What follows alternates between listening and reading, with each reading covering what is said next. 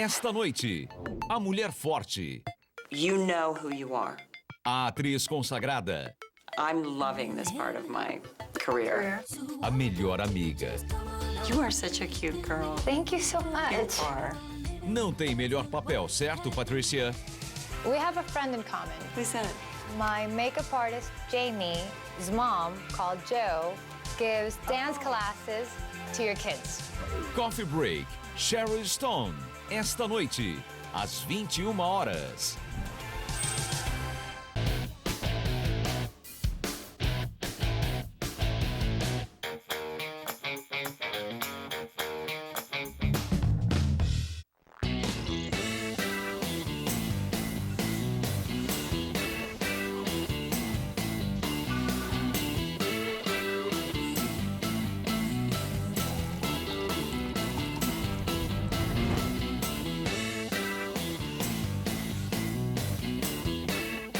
Definitely Hollywood royalty. Throughout the years, she has managed to sustain a long and successful career. Today, we'll sit and chat with her not only about her past projects, but also her new and exciting ones. This is Coffee Break. Sharon Stone, Roman Lay. So welcome to Coffee Break. Thank you. Ginger ale and coffee. Why ginger ale? I like it. You like it? Okay.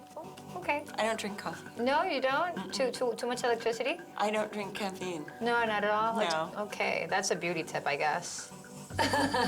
So let's talk a little bit about Lovelace, that movie.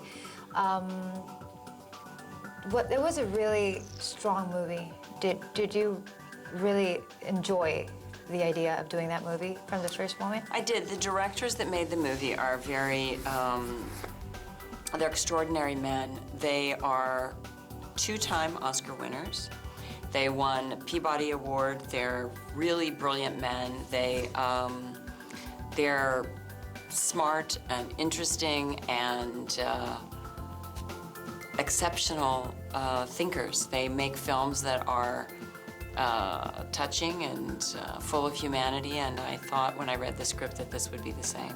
I'd like to meet your folks. No, they don't think anybody. I think they dig me. Amen? Amen. Amen. I can tell you're such a good girl. Yeah. And was it easy for you doing that role, showing this other version? Like, we're used to seeing you beautiful, perfect, and this was something different. Was it hard for you to play that role? You are such a cute girl. Thank you so much. You are. Thank you. You're so funny. You're so sweet. Well, I've made 50 films. Yes. And I've made a few films where I was beautiful, and some of those have had a great deal of social impact. But I've also made a few films where I wasn't so looking so great. But I think that it's harder when you're young. People like to see you looking beautiful, and when you have a strong social perspective, it's easier for people to accept that when you're older. Older? Like, you, seriously. This is like the Sharon phenomenon. I told like 10 different people of different ages, I'm gonna interview Sharon Stone, and no matter age, sex, everybody was like, wow, the Sharon Stone. So I really think you're like ageless, timeless. Seriously, no matter the generation. Yeah. What do you think it means when they say, wow, the Sharon Stone? I think the icon, the royalty around. Wow. Yeah, I really respect that. Yeah, the invisible giant Sharon Stone crown. There's also this really great movie, Fading Gigolo. Yes. That one is hilarious. That one's coming. Did you get to see it yet? I saw the trailer and I saw a bunch of clips, Did you? and I thought it was so cool. It's such a nice movie that's coming out next year. Yeah. Yes, yes, and you also got to work with Sophia. Yes. And just so Latin America knows, this movie involves a threesome with Sharon Stone and Sofia Vergara. Just picture it for a moment. Okay, let's just picture that. Let's do the menage. She's so soft, like the stuff animal. For a while, was it fun playing Dr. Parker? Well, that part of the movie is quite comedic. It was nice playing it. It's a beautiful movie. It's a funny movie, but it's also a really touching movie. It's such a great movie. That movie's also very beautiful. This has been a really wonderful time in my career to make these marvelous films. I'm loving this part of my career. I'm just loving it. It's a wonderful thing. I mean, this part of life, now that people are, we're just living longer, we're having better, healthier lives, and this aspect of life, it's like, this is like my second career almost. It's like now I'm having this career doing these movies, which are so beautiful and rich and interesting. You're doing comedy, you're doing things so different, Yeah, right? I'm really loving it. Yeah. It's great. I really respect the way you're doing this. Thanks. I think it's awesome. It's fun. Have you ever done it, menage a trois? 1977, during the blackout. Nobody could see anything, but it was still very pleasant. We'll be right back with much more of Sharon Stone in this coffee break. I bet in every single interview they ask you about that famous scene in Bajos Instintos, Basic Instinct. A lot, Is that like a stigma you have to fight, like that image of Sharon? No, because I'm not, I don't have a negative on that. Why would I? I wanted to do the thing with the legs, you know?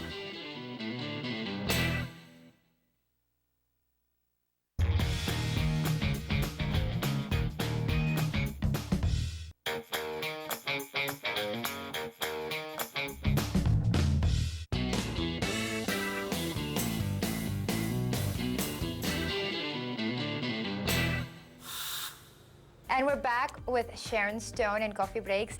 There's a lot of, I guess, things that you have done in your career.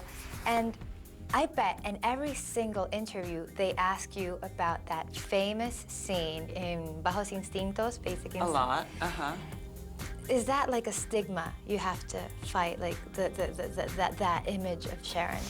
No, because I'm not, I don't have a negative on that. Why would I?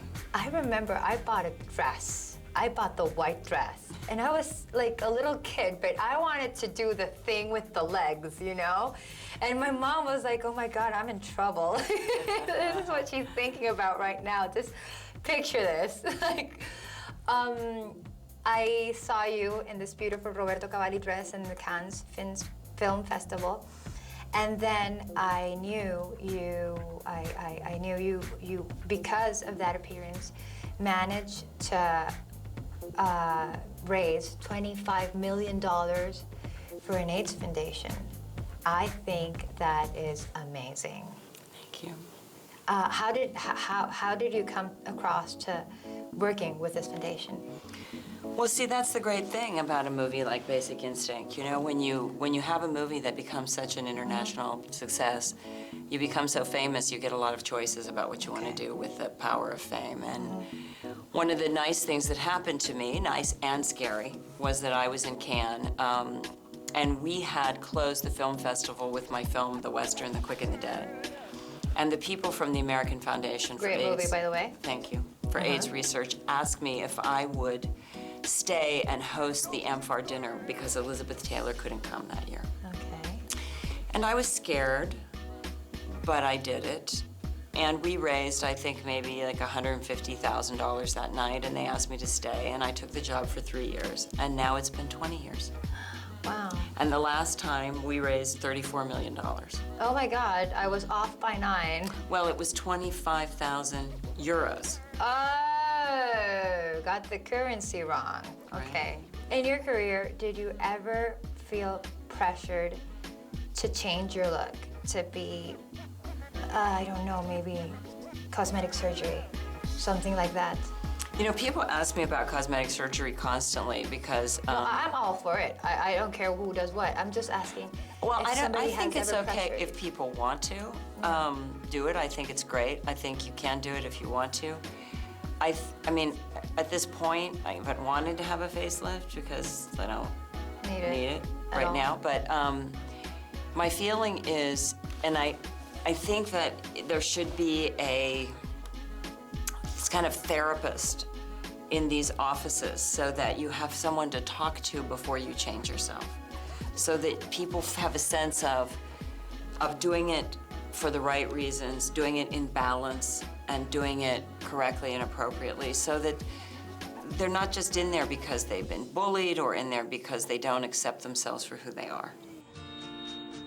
women are becoming the primal power person. La próxima revolución probablemente venga de las mujeres, de la pasión por vivir. Any woman who knows how to run a household knows how to run a world.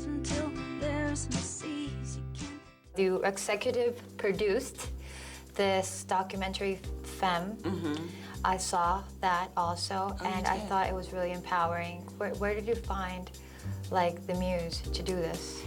Well, I work with an amazing man who loves women, loves people, loves humanity, loves considering making the world a better place. And this is the second documentary that we've done together that I've executive produced. And the last one won a documentary award at the LA Film Festival. This one is just winning awards all right and left, which is really exciting.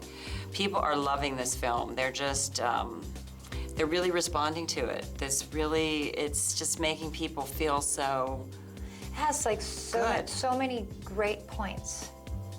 Like how women are changing things. Like we're used to like exciting, brilliant women, but how things are like statistically, how women make a better everything. It just felt so good to be a girl and watch that movie. That documentary, yeah. I'm so glad. Being a celebrity and being a philanthropist, does that get in the way or does that help? Well, I have to say, you know, I've been now so famous for more of my life than I haven't been that it's really my norm. Okay. And to have navigated this in a way, I mean, of course, when I first became famous, it was crazy, you know, and I just felt like I was holding on to a rocket, and I made mistakes, and I wasn't great at, you know, I wasn't great with my personal life. I didn't know how to, you know, have a boyfriend and be super famous and do as well with that. But now, you know, it's really balanced. I feel very balanced, and I've learned how to keep the wheel moving, give and receive, and have it all go in a nice balance, and have my personal life and my friends and my family, and I've got it all sort of together. Yeah, I bet. It takes, you know, it takes some skill, and it takes time, and it takes a great deal of acceptance, and it takes understanding that when you are these things, it's because that's who you were meant to be. And it isn't a question of deserving. It's a question of just being. Like, life is a puzzle. Everybody's a piece in this great puzzle, and if you aren't the fullness of who you're meant to be, you're not gonna click in with the people next to you. Men cannot heal the patriarchy, but women and men together could. And it's kind of your responsibility to be your fullness. You're supposed to be as beautiful as you are. You're supposed to be doing your show. You're supposed to be great at it. You're supposed to be as wonderful as you're meant to be, so that you click in to the person next to you, so that they can expand to their fullness. We're all supposed to be everything we're meant to be, and just go for it. And it just took me a while to really be like in full acceptance of, oh, that really is what I'm supposed to be. I mean, it was a bit of a knock on my head to be, you know, really? That's really my destiny? I mean, it was a kind of when I was little, I knew it. When I was a child, You always knew you wanted to be like an actress? No, I always knew it was this. This? I knew it was this. And then when I started to tell people it was this, they were like, yeah, that's so great. And then because of other people's attitude, you become ashamed or embarrassed or don't think you should or think there's something wrong with it. But no, you know who you are. And when you're small, you know. And you should just go ahead and know and be it and do it and accept and embody what you know. And it's okay to know.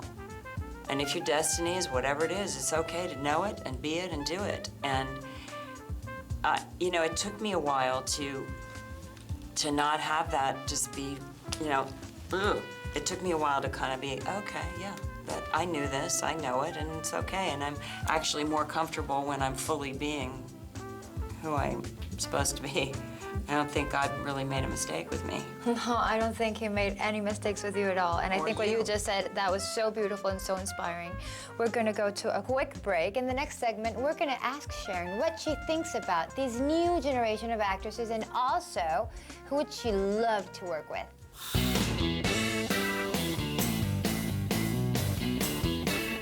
Lots of people, and there's lots of them that I'd like to play their mom. Really? You think, like who?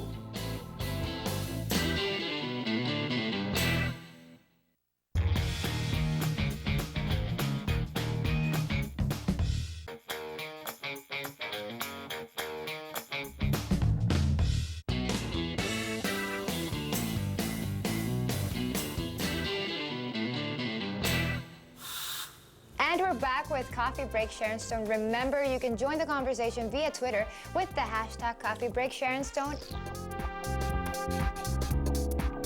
I also think that being this big fashion icon and you getting to work with all these, for example, Amanda, that you did Lovelace.